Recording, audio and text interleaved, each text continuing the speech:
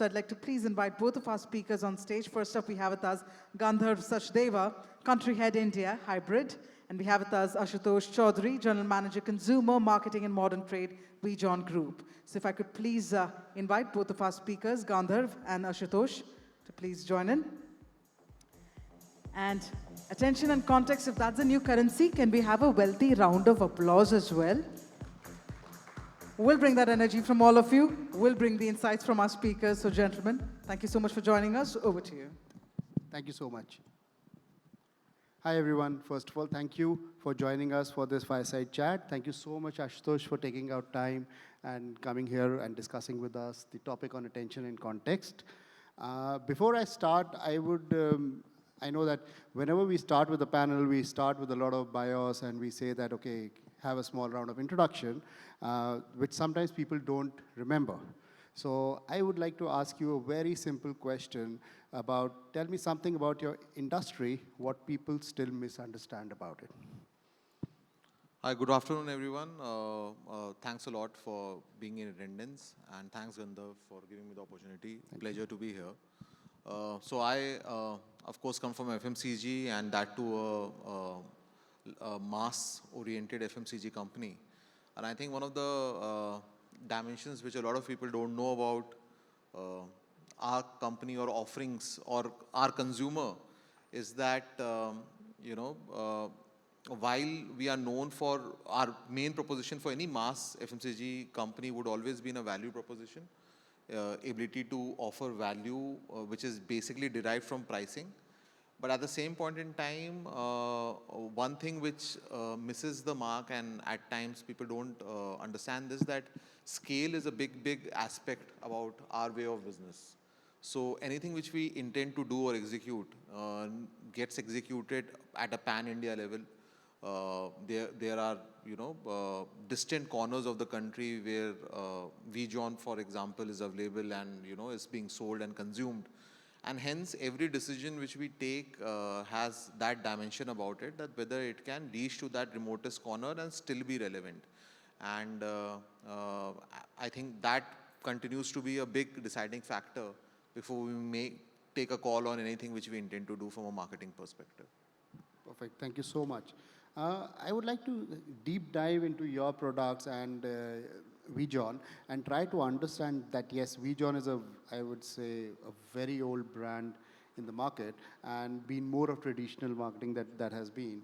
And shifting towards the digital, how easy or how difficult has been for the brand to enter this particular digital era? And how do you feel that, how was your shift? Was it a direct branding, or was it more of performance, or you moved directly to contextual? How it has been shaping up for you, and what was the start? Sure. So predominantly being a legacy brand of almost 65 years old, we of course have a core consumer who buys us, consumes our product and is loyal to us. And most often than not, for the majority of the part, we have been trying to talk to that consumer. So back in the day when we were doing only traditional media, then we were only speaking to that particular consumer. But as in any category, there are people who lapse out and then there are people who join in any category, right? And with that thought, in general, in personal care is a young target audience game. So you have a lot of consumers who every year get into that age bracket where they start considering shaving. And in that light, as a company, we wanted to and be relevant to that audience as well. The traditional media was delivering results with our core consumers, still does. But in order to build relevance in front of this younger consumer, we had to make this transition, or rather this attempt to transit from just a good old media to now even digital and contemporary, I would say, online format as well. And in that light, the journey, honestly, I would still say that we are still at a very early stage of that journey. It's not as if that, majority of our money is still on digital. But we are trying to take that leap or, move that needle forward. And in that light, like any traditional brand, I think the first thing which we explored was display. Because initial understanding was that let us show ourselves to this younger audience. And slowly and steadily, that opened the door for some amount of performance marketing. And as far as the contextual go, I think this is something which is very recent for us, and we are just doing it as we speak. So this is how this transition has moved. And like any change, it's not an easy change, especially when you are a legacy brand. Because this young consumer whom we are trying to reach out to, he does not have a context about VJON as such.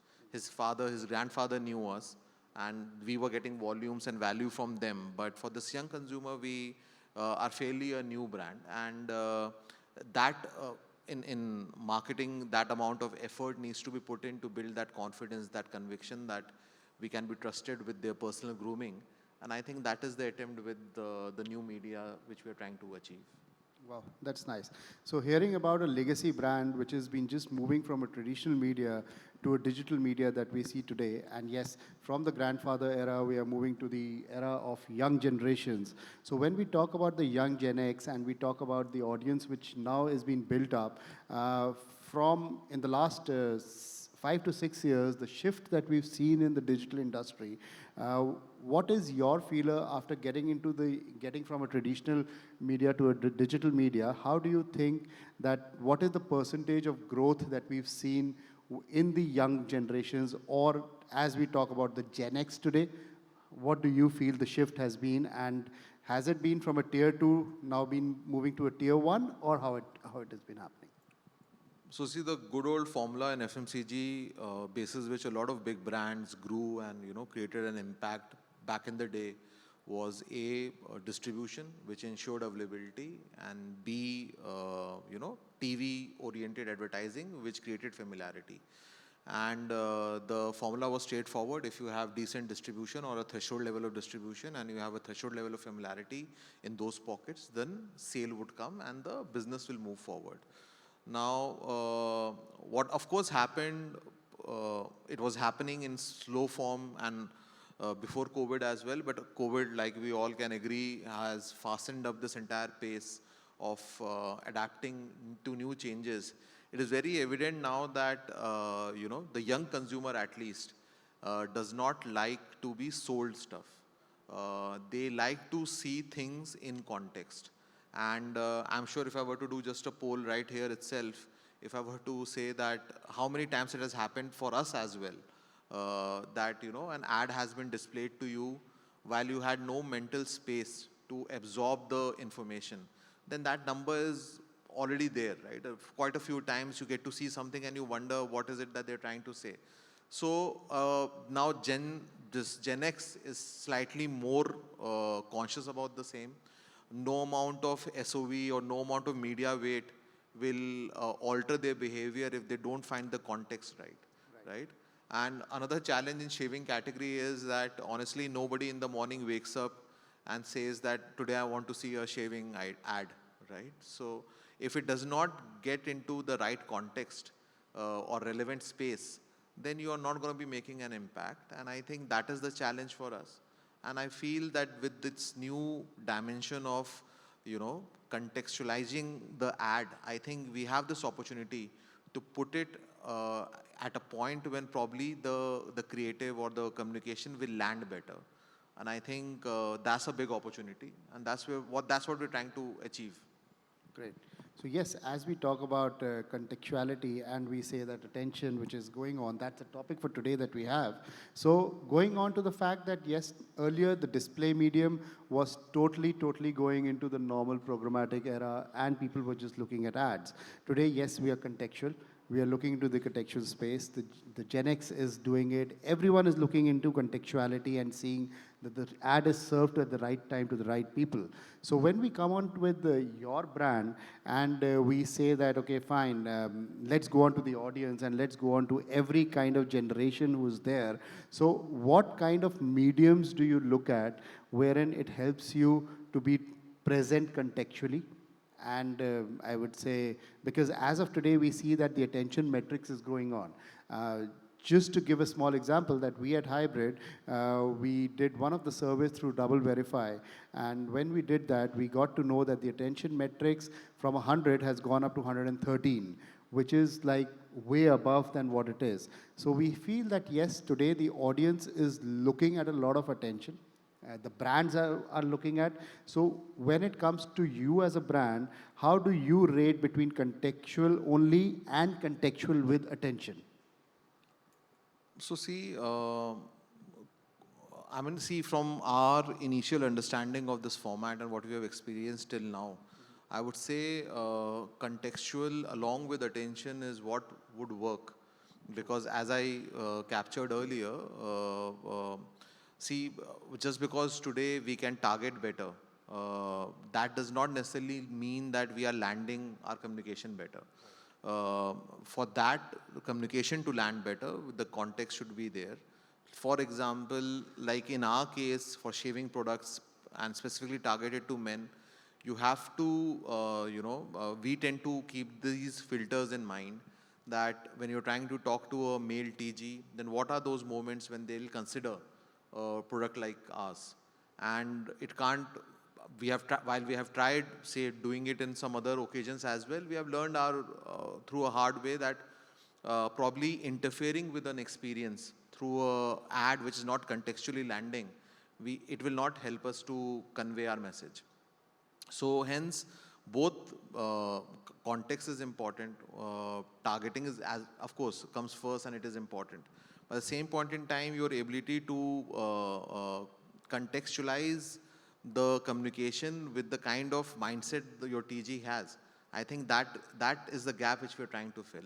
Because honestly, I think a lot of marketers can agree that there's no dearth of data today, right? There's enough and more. But just because I have somebody's number, age, mobile, email ID, that does not swing anything for me, to be honest. We'll have to get them at the right point. And I think that's the gap which honestly we are trying to address when we are doing our current campaigns. Very true. So yes, as we talk about contextual, we've just spoken about moment marketing as well. So yes, when it comes to contextual, moment marketing is also very important, where brands are looking at those kind of things as well. So having said that, we've been associated for a long time, and there are certain campaigns that we run through with you, wherein we've gone ahead and done through the contextual era and the attention metrics as well. So how do you feel that not only with us, with the brand, with your particular brand going on to the right messaging has been helping you in growing as well? So would like to understand from you that how your current campaigns are and what is the future that you're looking at? What is the kind of audience in the next future, near future, that you would be looking at as well? So see, today, we as an FMCG brand, we tend to do a lot of dipsticks and brand health KPI tracking. So the last time when we had done this campaign and the one which we are doing currently, we obviously keep on tracking how the response is, and what has happened over the time is the delivery of message has become more clearer. One of the issues with the previous form of communications has been that you have a mix in a communication. You probably have a celebrity, you have a USP of a product, you want to communicate why somebody should buy you. But unfortunately, what happens is that at times something gets over-indexed and the important dimension used to get left out. So the important messaging Right. gets left out. It's Right. just that what needs to be done is not being communicated, but it needs to Absolutely. be done. Absolutely. And that I think we have been able to start addressing through the associations which we have done with you guys. And now when we do our brand dipsticks and we try to speak to consumer post the campaign, we get a sense that their learning and their reception of the message is clearer, which is honestly the key objective with which we start these campaigns. And as hence those deliveries have improved, and those things also reflect in multiple other metrics, like how the offtakes are happening in key markets where we have been able to target consumers. What is it that consumers are saying about the product? Because if the message is right and the expectation set is correct, then it is now the product's job to deliver those expectations. And I think because we are a legacy brand, we know what we can deliver. I think that part we can handle, but that messaging is what I think we were unable to very clearly address, and I think that has improved now. So this is where we are. When we met Ashutosh and we said that what is the problem statement, The problem statement was that we need to go to the right message to the right person. So yes, we went ahead, we spoke. It was a long journey that we did together, and we went out to the right messaging, wherein we saw that which are the right articles that have been written about the brand, not only about the brand, about the competition, but about the product as well, and the usage of the product as well. So we went ahead and did the right messaging, and we searched on to the users where they are reading those kind of articles and doing it, and captured those users over there on the editorial articles with the images as well. We have some case studies as well, which we will show you at the end of this conversation, which will get to know that how we've actually targeted and used the brand to help on wherein we have. My next question to you is that, yes, you've been into this legacy brand wherein shaving creams has been one of the most important thing. How do you see your competition growing? And I'm sure that there's one or two competitions that you have, and you might be doing it. Is there something new that you've been coming up with where you want to go to the market and say that, yes, VJON is here as well, and now we are there as the leaders? So what is the brand future that you're looking at? Sure. So, just to slightly take some time on making or clearly capturing what the category stands for today. The shaving category in our country is roughly around 2,000 odd crore category. And in this 2,000 odd crore category, there are two components to it. One is the shaving products, the foams, the creams, and all of that. And the other component are the shaving systems, which are essentially the razors which are being used. Now, for the longest period of time, and even, as per the recent data as well, we continue to be the volume leaders in the shaving products, which is called shaving preparation category. And here we have a bigger share than Gillette, who is our main competition in this category. It is in the shaving systems where we have not participated in past, and where, with due regards and with exceptional product designs, Gillette has been a leader for a very, very long time. And that is a space which as a company now we are eyeing, we are targeting. And in near future, you'll find VJON stepping into that space of shaving systems, wherein, multiple level of razors, trimmers are going to be available from VJON. And I think what is also happening is that, and it happens in every category though, that the mantle of growing the category is generally taken up by the category leader. Because predominantly everybody understands that beside the core consumer who's consuming the category today, you require new recruits. Now, for whatever reason, our competition has chosen not to expand the category. And in fact, what they have done is they have taken this to a different direction, where they have basically premiumized the category a lot. With all the Mac 3s and Mac 5s and Fusion, it is now a very premium category. Right. But it has not helped the category to expand its footprint. I think that mantle VJON shall be taking upon itself, so that, better shaving systems reach to even tier 2, tier 3 towns of India. And as, the country moves into the direction of a more higher per capita income, the domestic VJON company can play a role in ensuring that that expansion also reaches to the end consumer. And I think that is the space wherein some amount of action shall be coming in near future. Perfect, great. Yeah. I would wish you all the best and say that, yes, the attention is now going to move from the shaving creams to the shaving systems. And that is where our metrics is going to be evaluated and seen, that how do we reach to the audience who's been more into the Gillette fashion and now moving on to the VJON, and seeing that where it is. That something from the right context set with the right attention can actually help the brand to grow with it at all. Thank you so much, Ashutosh. So what we take out from here is that, yes, attention is one of the most important metrics today, and contextual can be there, but yes, with contextual, sometimes to reach to the right audience, it has the attention which takes on. Before we end, we have a case study with VJON, which we would like to just showcase and show that how we at Hybrid has helped to reach the right audience at the right time, which can get all of you to know that how we've done it and how VJON has and Hybrid has done it together as well. Can we have the AV, please?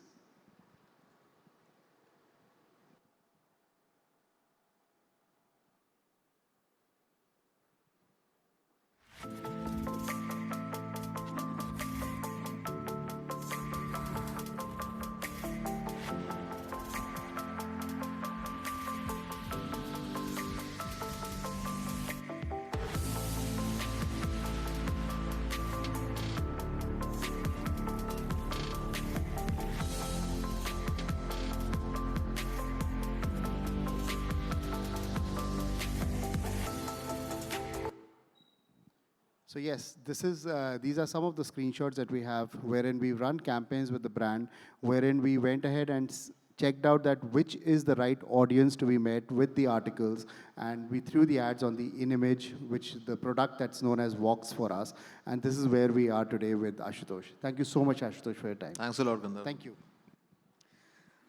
Thank you. Thank you so much.